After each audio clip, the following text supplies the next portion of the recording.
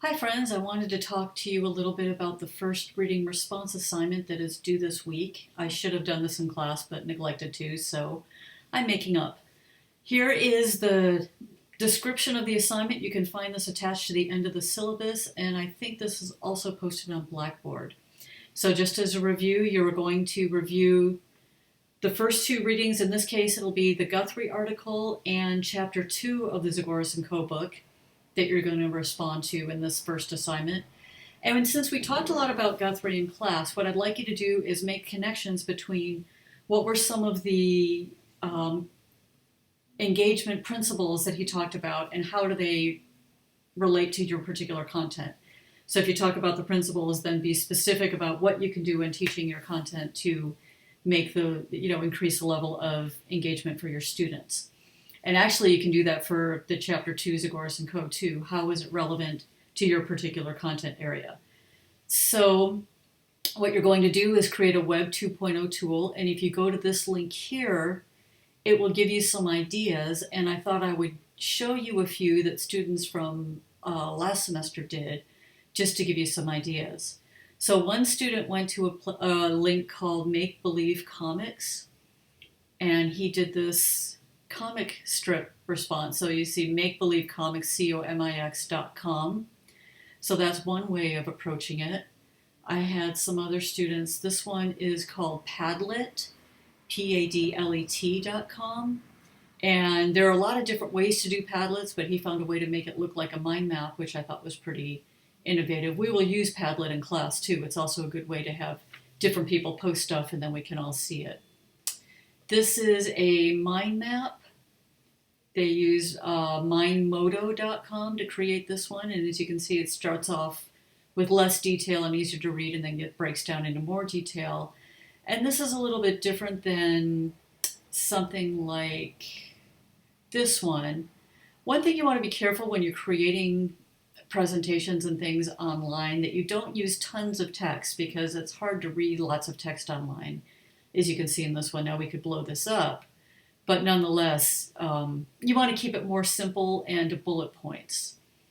So here's another version. I think you can see it's a little easier to read, but still there's lots of sentences and complete thoughts, which you don't necessarily need for this assignment. What we're looking for is creating information in a way that's engaging and interesting to look at.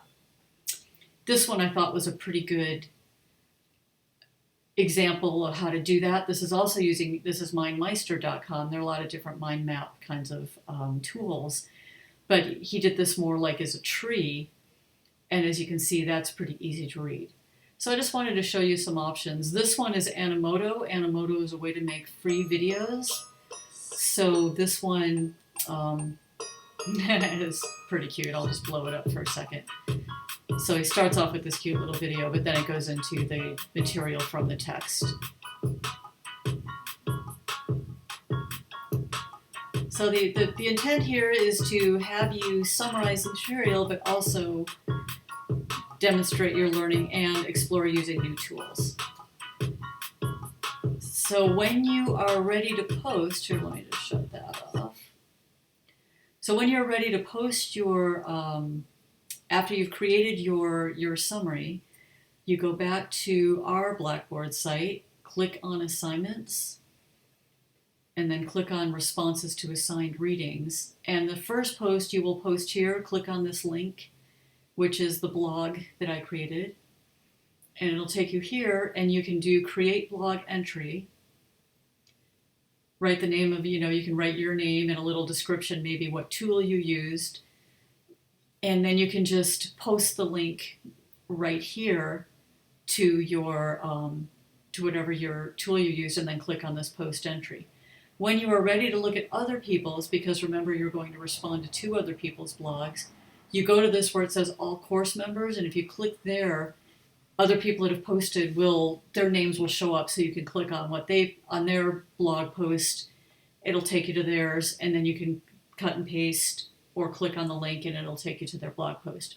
Remember, when you create a post using one of these tools, that you make it public so people are able to access it. If you create something with your Google Docs, which is from your Laverne email, make sure that you click on it and make it available to everybody, not just people with a ULV link. And if there's an issue, I will let you know. So hopefully that will give you enough information to work on your first project. Feel free to contact me if you have any questions.